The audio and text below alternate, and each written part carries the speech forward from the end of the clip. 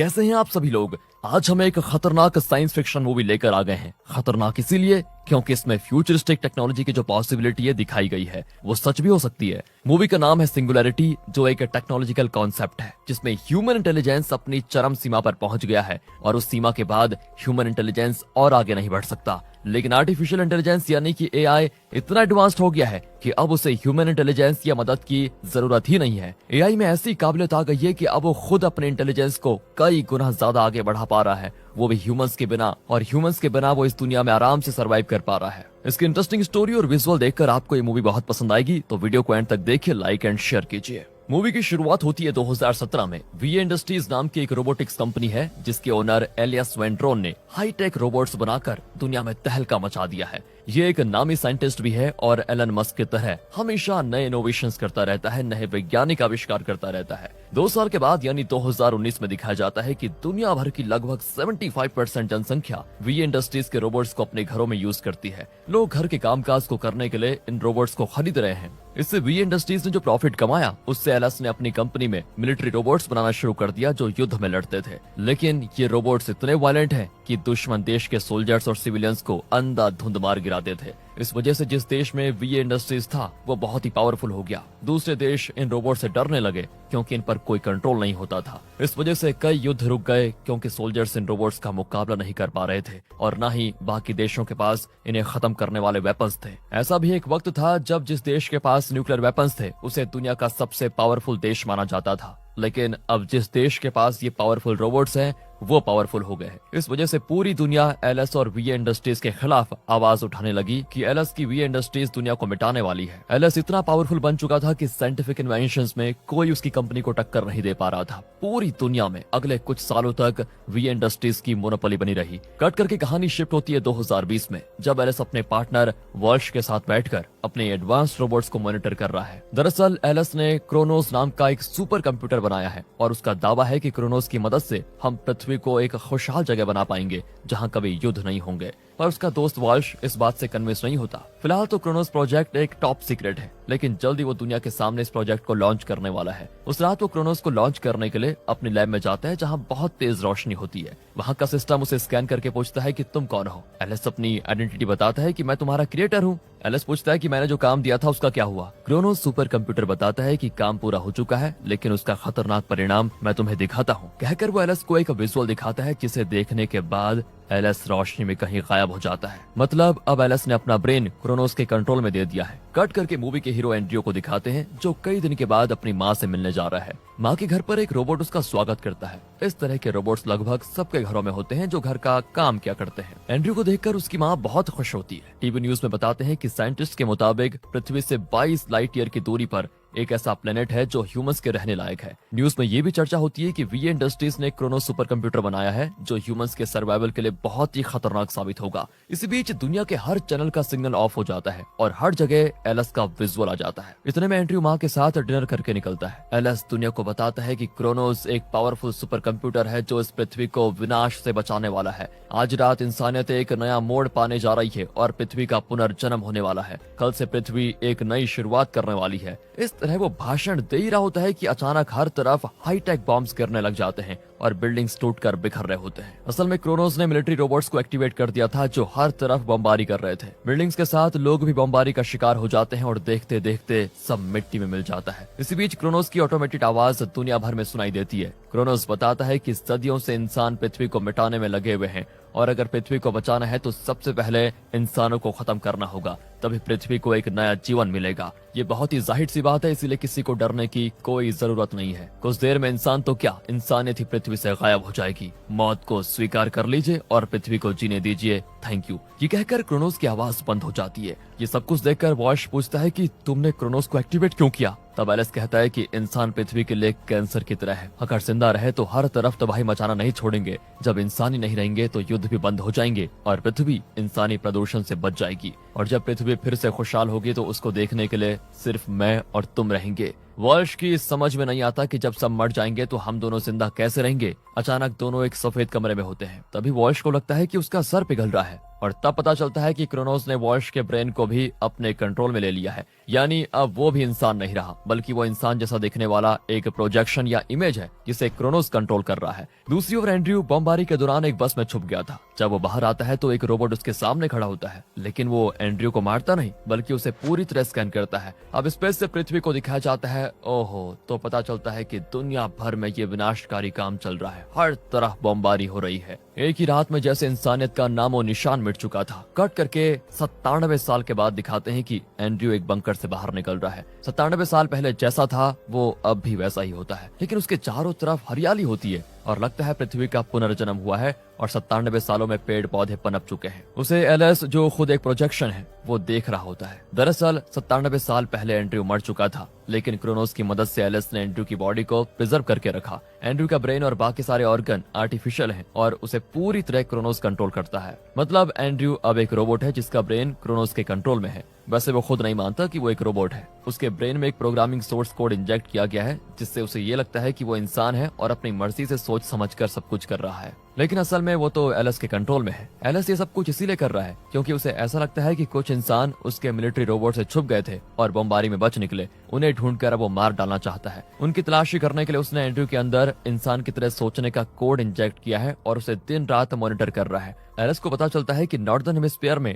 औरोराज नाम का एक ग्रुप जिंदा है, लेकिन एलिस के रोबोट्स को वहाँ कोई नजर नहीं आता। तब एलिस को एक लड़की का पता चलता है जो रोबोट से बचकर सरवाइव कर रही है। वो खुद औरोराज की तलाश में है और उस जगह का मैप भी उसके पास है। एलिस अब किसी तरह एंड्रयू को उस लड़की से मिलाना चाहता है ताकि वो एंड्रयू को अपने साथ औरोराज के पास लेके जाए और तब एलिस औरोराज को खत्म कर पाएगा। अपने इस मकसद के लिए वो एंड्रयू का इस्तेमाल करने वाला है, पर बेचारा एंड्रयू ये सब जानता ही नहीं कि मैं किसी के कंट्रोल में हूँ। अब जैसा एलिस ने उसे प्रोग्राम किया था उसी के मुताबिक वो एक घर में जाता है जहाँ पर एक लॉकेट होता है। एंड्रयू उसे गले में पहन लेता है, हालांकि वो ये नहीं जानता कि वो ऐसा कर क्यों रहा है और ये किसका लॉकेट है। फिर वो एक पुराने टाउन में जाता है जहाँ पर एक मिलिट्री रोबोट उसका पीछा करता है। एन वक्त पर एक लड़की उसे बचा लेती है। ये वही लड़की है दोस्तों जिसके जरिए एलिस और आज तक पहुंचना चाहता है। इसका नाम है क्लेयर। वो रोबोट पर एक एक्सप्लोसिव डिवाइस फेंकती है जिसके फटते ही रोबोट डिसेबल हो जाता है। अब एंड्रयू पूछता है तुम कौन हो और कहाँ जा रही हो यहाँ। वो कहती है तुम्हें इससे क्या, कहकर वो वहाँ से चले जाती है। अब यहाँ पर वॉल्श पूछता है कि तुमने एंड्रयू पर रोबोट अटैक क्यों करवाया। एलिस कहता है कि ताकि क्लेयर को एंड्रयू पर विश्वास हो जाए। उसे लगना चाहिए कि एंड्रयू भी उसी की तरह एक भटका हुआ इंसान है। अगर क्लेयर को शक हुआ कि एंड्रयू एक रोबोट है तो वो उसे अपने साथ औरोराज के पास कभी नहीं लेके जाएगी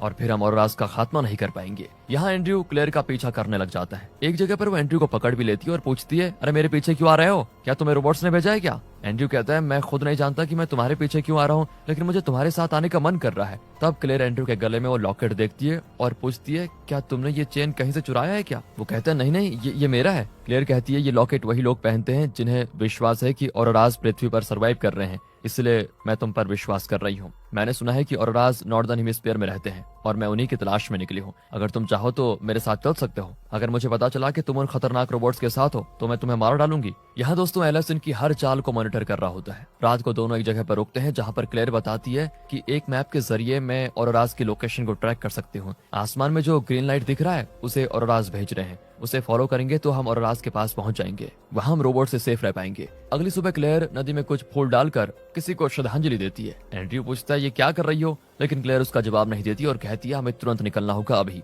दोनों वहां से निकलते हैं तो रास्ते में एंड्रयू एक रेलवे ट्रैक पर कान रखकर सुनने की कोशिश करता है। क्लेयर पूछती है किस जमाने में रह रहे हो तुम, 60 साल पहले दुनिया से ट्रेन नाम की चीज ही मिट गई, या तुम्हें नहीं पता क्या इस ट्रैक पर तो क्या दुनिया की किसी भी ट्रैक पर ट्रेन नहीं चलती। एंड्रयू कह देता है कि सॉरी मुझे ट्रेन पसंद है इसीलिए ऐसा कर बैठा। एंड्रयू के ब्रेन में 97 साल पहले की मेमोरी है, लेकिन वो नहीं जानता कि इस वक्त वो क्लेयर के पीछे क्यों जा रहा है। चलते चलते रात हो जाती है और दोनों एक पुराने चर्च में रुक जाते हैं। वहाँ एक ग्रामोफोन देखकर एंड्रयू बड़ा खुश होकर उसे प्ले करता है। क्लेयर डांटती है कि तुरंत उसे ऑफ करो। एंड्रयू वैसा ही करता है और तब वो देखते हैं कि म्यूजिक की आवाज को सुनकर एक रोबोट आकर उस जगह को चेक करता है। अगर उसने इनको देख लिया तो वो इन्हें तुरंत मार डालेगा, पर वो हर तरफ स्कैन करके चला जाता है, लेकिन ये दोनों छुप जाते हैं जिसकी वजह से वो उनको देख नहीं पाता। क्लेयर को लगता है कि एंड्रयू जरूर पुराने जमाने से टपक पड़ा है। एंड्रयू कहता है हाँ मैं एक अलग जगह पे रहता था। क्लेयर पूछती है क्या किसी बंकर या गुफा में रहते थे तुम। एंड्रयू कहता है कि हाँ ऐसी कोई जगह जहाँ पर मेरे लोग रहते थे। अब अगली सुबह क्लेयर देखती है कि ठंड में वो एंड्रयू से लिपट कर सो रही थी। वो तुरंत अपना हाथ निकाल लेती है और एंड्रयू को जगा देती है। फिर दोनों पूरा दिन चलने के बाद एक पुराने गांव पहुंचते हैं। वहाँ चीजें एकदम ठीक ठाक रखी होती हैं जैसे कोई रह रहा है यहाँ पर असल में वहाँ पर कोई नहीं रहता। क्लेयर को वहाँ पर एक कैमरा मिलता है जिसे वो ऑपरेट करना नहीं जानती।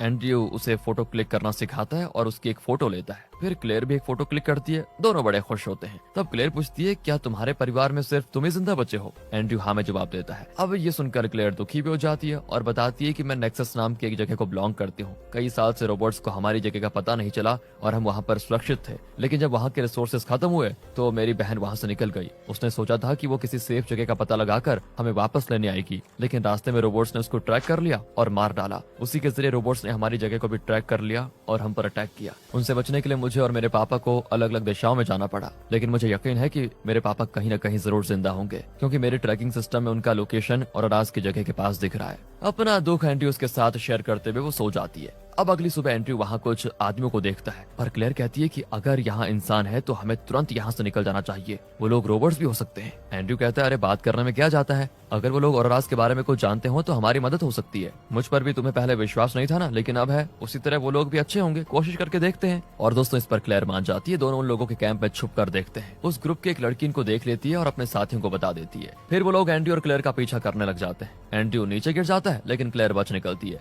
यहाँ एलिस को दिखाते हैं। वो वॉल्श को बताता है कि मुझे यकीन है कि क्लेयर एंड्रयू को बचाने जरूर आएगी, और होता भी ऐसा ही है। क्लेयर कुछ दूर पर जाकर एंड्रयू की फोटो निकाल कर देखती है। उसे बहुत बुरा लगता है कि वो एंड्रयू को छोड़कर आ गई। वहाँ वो लोग एंड्रयू का लॉकेट देखकर कहते हैं, लगता है तुम्हें औराज के एग्जिस्टेंस में विश्वास है, हम लोग तो औराज को नहीं मानते। कहकर वो चला जाता है। इतने में क्लेयर आकर एंड्रयू की रस्सी काटने लगती है। इतने में वो आदमी वापस आ जाता है और क्लेयर के साथ बुरा करने की कोशिश करता है। एंड्रयू के ब्रेन में जो प्रोग्रामिंग थी वो सब चेंज होने लगती है और वो ह्यूमंस की तरह इमोशनल होने लग जाता है। क्लेयर को बचाने के लिए वो अपनी पूरी ताकत लगाकर आधी कटी हुई रस्सी खोल भी देता है। फिर उन आदमियों को खूब पीटता है। उसकी समझ में नहीं आता कि अचानक मुझ में इतनी ताकत कहाँ से आ गई। वो नहीं जानता था कि वो अपनी प्रोग्रामिंग को चेंज करने की क्षमता रखता है। खैर वैसे तो उसको ये भी नहीं पता कि मैं एक रोबोट हूँ। पर इतने में एक आदमी एंड्रयू की छाती पर चाकू से वार करता है, जिस वजह से एंड्रयू घायल होकर गिर पड़ता है। तभी क्लेयर उस आदमी की पीठ पर चाकू मारकर उसे ही खत्म कर देती है। दोनों वहाँ से निकलकर एक जगह रात गुजारते हैं। अब अगली सुबह क्लेयर देखती है कि एंड्रयू का शरीर जरा भी नहीं हिल रहा। वो घबरा जाती है कि कहीं एंड्रयू मर तो नहीं गया,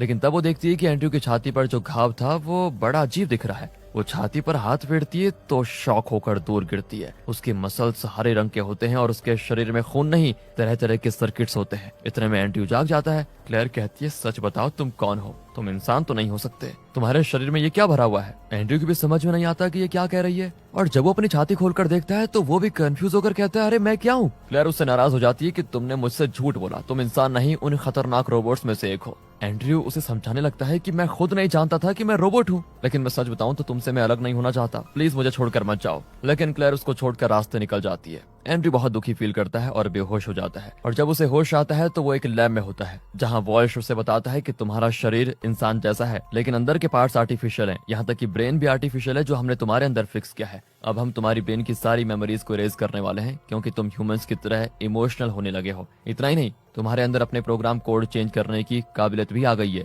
जो हमारे लिए खतरनाक होगा। इसीलिए तुम्हारी इमोशनल मेमोरीज को हम मिटाने वाले हैं। बताओ तुम्हारे ब्रेन में वो प्रोग्राम कहाँ पर है? लेकिन एंड्रयू नहीं बताता। इतने में एक रोबोट क्लेयर को लेकर आ जाता है और अब वॉल्श धमकाता है कि अगर तुमने नहीं बताया तो क्लेयर को मार डालेंगे। फिर भी एंड्रयू नहीं बताता। अब वॉल्श एक बटन दबाता है और खुद एंड्रयू की इमोशनल मेमोरीज के अंदर जाकर देखने लग जाता है। लेकिन एंड्रयू अपने ब्रेन की प्रोग्रामिंग इस तरह चेंज कर देता है कि उसमें क्लेयर की मेमोरी नहीं आती, बल्कि उसकी माँ की मेमोरी आती है। और फिर वॉल्श एंड्रयू को कंट्रोल करके उसे कोड के बारे में पूछने पर मजबूर करता है। लेकिन माँ कहती है कि बेटा, यहाँ कोड नाम की कोई चीज नहीं होती। तुम्हारी सोच और तुम्हारे थॉट्स ने ही कोड का रूप ले लिया है। असल में तुम किसी के कंट्रोल में हो और तुम्हें जल्दी उस कंट्रोल से बाहर निकलना होगा। और ये सारी चीजें वॉल्श को विजुअल में दिखता है, पर उसे बिल्कुल भी पता नहीं चलता कि वो कोड कहाँ पर है जिसे एंड्रयू चेंज कर रहा था। ये सारी चीज देखकर क्लेयर समझ जाती है कि एंड्रयू अच्छा है, लेकिन ये लोग उसे कंट्रोल करके उससे बुरे काम करवाने की कोशिश कर रहे हैं। अचानक वॉल्श वहाँ से बाहर चला जाता है। तब क्लेयर एंड्रयू के पास आती है तो वो क्लेयर को धक्का दे देता है और उसे जान से मारने की कोशिश करता है। दरअसल वॉल्श ने एंड्रयू के ब्रेन में कुछ चेंज कर दिया था, जिस वजह से वो वायलेंट हो गया। लेकिन क्लेयर एंड्रयू को किस करती है तो एंड्रयू के ब्रेन में पुरानी मेमोरीज वापस आ जाती हैं। अब ये सब कुछ देखकर वॉल्श का सर चकराने लग जाता है कि ये कैसे पॉसिबल हुआ। फिर वो एक रोबोट को इन्हें मारने का ऑर्डर देता है। रोबोट इनका पीछा करने लगता है तो एंड्रयू, जो खुद रोबोट जैसा ताकतवर है, वो रोबोट को एक तगड़ा पंच मारकर गिरा देता है, लेकिन क्लेयर को चोट लग जाती है। इस बीच एंडी उस लैब में बॉम्ब सेट करके क्लेयर को उठाकर बाहर आ जाता है। तभी वो लैब फटती है, लेकिन वॉश जो महज एक प्रोजेक्शन है, उसे ब्लास्ट में कुछ नहीं होता। एलिस और वॉश देखते हैं कि एंडी और क्लेयर एक लंबा सफर तय करके आखिर औरोराज की जगह पहुंच ही जाते हैं। क्लेयर की खुशी का ठिकाना नहीं होता, क्योंकि उसे लगता है उसके पिता यहाँ पर होंगे, लेकिन यहाँ कोई इंसान नजर नहीं आता। क्लेयर रियलाइज करती है कि औरोराज नाम का कोई ग्रुप शायद है ही नहीं। मैं ही पागलों की तरह विश्वास करती रही कि औरोराज यहाँ सरवाइव कर रहे हैं। लगता है यहाँ के लोगों को भी रोबोट्स ने मार डाला और अब ये जगह भी रोबोट्स के कंट्रोल में होगी। मैं धोखा खा गई, ये कहकर वो अपने गले में पहना हुआ औरोराज का लॉकेट निकाल फेंकती है। अब ये देखकर यहाँ एलिस को भी यकीन हो जाता है कि औरोराज नाम का कोई ग्रुप है ही नहीं, ये सिर्फ एक अफवाह है। उसे तसल्ली होती है कि औरोराज एग्जिस्ट ही नहीं करते, इसलिए वो आखिरी इंसान यानी क्लेयर को खत्म करने के लिए वॉश को भेजता है। लेकिन वॉश क्लेयर को एंड्रयू के खिलाफ भड़काने की कोशिश करता है कि इसने तुमसे झूठ बोलकर तुम्हारा पीछा किया, लेकिन कहाँ, क्लेयर पागल थोड़ी है, वो उसे ही शूट कर देती है, क्योंकि वो महज एक प्रोजेक्शन है। अब क्योंकि वो महज एक प्रोजेक्शन है तो बुलेट उसके पार निकल जाती है और वो गायब हो जाता है। तो अब इन्हें खत्म करने के लिए एलिस कई रोबोट्स को भेजता है। दोनों वहाँ से भाग जाते हैं और एक बंकर के अंदर छुपते हैं। वहाँ एक दरवाजा होता है जो ह्यूमन वॉइस से खुल सकता है। क्लेयर कुछ कहती है और उसकी वॉइस से दरवाजा खुल जाता है। अंदर एक बड़ी स्क्रीन पर औरोराज का सिंबल होता है। दोनों समझ जाते हैं कि ये औरोराज की जगह है। उस सिस्टम को एक्सेस करने के लिए इन्हें औरोराज लॉकेट की जरूरत होगी, लेकिन क्लेयर ने तो उसको फेंक दिया था। तब एंड्रयू अपना औरोराज लॉकेट उसको देता है जो उसने एक पुराने घर से निकाला था। वो उसे सिस्टम पर सेट करते हैं तो एक ऑटोमेटेड मैसेज आता है कि कुछ ही देर में आप औरोराज के प्लेनेट में पहुंच जाएंगे। और तब बाहर दिखाते हैं कि ये लोग जहां आए हैं वो बंकर नहीं बल्कि एक स्पेसशिप है जो ऊपर उठ रहा है। दरअसल औरोराज के लोग किसी दूसरे प्लेनेट में रहते हैं और वो भी टेक्नोलॉजिकली बहुत एडवांस्ड। पृथ्वी पर जिंदा बचे इंसानों को अपने प्लेनेट पर सुरक्षित ले जाने के लिए उन्होंने इस स्पेसशिप को यहाँ छोड़ा है। और ये सारी चीज देखकर एलिस शॉक हो जाता है और अपने लाखों रोबोट्स को उस स्पेसशिप पर हमला करने के लिए भेजता है। क्लेयर लॉन्च बटन प्रेस कर जाती है, लेकिन एंड्रयू उसको रोकते हुए कहता है, मैं तुम्हारे साथ नहीं आऊंगा, मेरी वजह से औरोराज को खतरा हो सकता है, क्योंकि क्रोनोस मुझे ट्रैक कर रहा है और वो औरोराज पर हमला करके उनको मार डालेगा। ऊपर से औरोराज जरूर मुझे स्वीकार नहीं करेंगे क्योंकि मैं इंसान हुई नहीं। लेकिन क्लेयर कहती है कि इंसान नहीं हो तो क्या हुआ, तुम्हारी मेमोरी अभी किसी के कंट्रोल में नहीं है और तुम बहुत अच्छे हो, और राज तुम्हें जरूर स्वीकार करेंगे। एंड्रयू भी मान जाता है और दोनों मिलकर लॉन्च बटन प्रेस करते हैं। अब इससे पहले कि एलिस के रोबोट्स स्पेसशिप पर हमला करते, वो लाइट की स्पीड से निकल पड़ता है और उस प्लेनेट पर पहुंच जाता है जहां औरोराज रहते हैं। लेकिन अब एलिस को पता चल चुका है कि उस प्लेनेट पर औरोराज यानी इंसान रहते हैं। वो उस स्पेसशिप का पीछा करके औरोराज को मिटाने का फैसला करता है और अपने स्पेसशिप्स और मिलिट्री रोबोट्स की आर्मी को औरोराज पर अटैक करने के लिए भेज देता है। एंड्रयू और क्लेयर उस प्लेनेट पर लैंड करते हैं जो कि पृथ्वी से 22 लाइट ईयर्स की दूरी पर है। अंत में दिखाते हैं कि क्रोनोस के रोबोट्स औरोराज के प्लेनेट की ओर बढ़ रहे हैं, लेकिन औरोराज टेक्नोलॉजिकली इतने एडवांस्ड हैं कि वो रोबोट आर्मी से खुद को बचाने की क्षमता रखते हैं, इसलिए उन्हें क्रोनोस के मिलिट्री रोबोट से डरने की जरा भी जरूरत नहीं है। और इसी के साथ ये मूवी यहाँ पर खत्म होती है।